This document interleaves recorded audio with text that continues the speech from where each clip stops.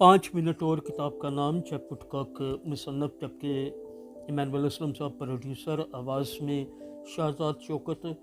और हम देख रहे हैं सफ़ा नंबर 9 और यहाँ पर बाब नंबर 2 का आगाज़ हुआ जाता है।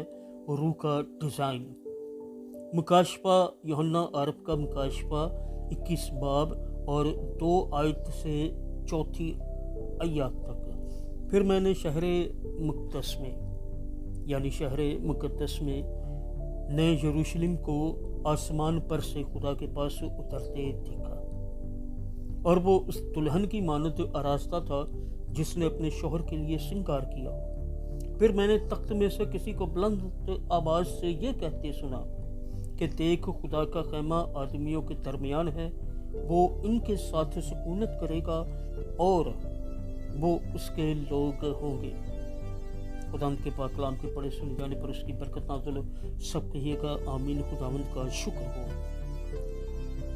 अक्सर जब हम मुकाशफा की किताब का सोचते हैं तो हमारी तवज्जो हवान की छाप की तरफ जाती है, यानी 666। अक्सर जब हम मुकाशफा की किताब का सोचते हैं तो हमारी तवज्जो हैवान की छाप की तरफ जाती है कि जब किसी किस्म की खरीदो फरोख्त नहीं कर सकेंगे और बड़ी इज़ार आसानी का वक्त होगा और कुछ अरसा के लिए मुसीबत होगी। लेकिन जब मुकाशफा के बारे में एक वसी नज़रिया अपनाते हैं तो हम एक ताकतवर और मुतासर कुन तारीख देखते हैं जिसका अभी खुलना बाकी है। The future history. ये यसू को या यसू के अपने लोगों की इस्लाह से और हमें रूहानी नीम, गर्म रवैया और गालब आने वाले तर्ज ज़िंदगी और जहनीत में ले जाने से शुरू होता है। इसके बाद खुदा अपने लोगों को पाक करता है, फिर दुश्मन मसीह और उसके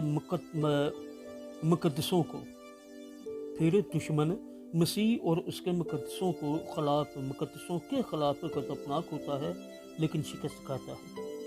बाबुल गिर जाता है, दुश्मन के सारे मंसूबे नाकाम हो जाते हैं। फिर हम देखते हैं कि पहले खुदा ने आजमाइशों को इजाज़त क्यों दी थी। वो मिलकर एक मंसूबा तय करते हैं, नए यरूशलेम का अपनी पूरी शान व शौकत के साथ ज़ाहिर होना। 5 मिनट और किताब का नाम चैपुटकॉक मुसन्नफ है। प्रोड्यूसर इमानुअल असलम साहब, आवाज़ में शाहजाद शौकत, और ये था सफ़ा नंबर 9।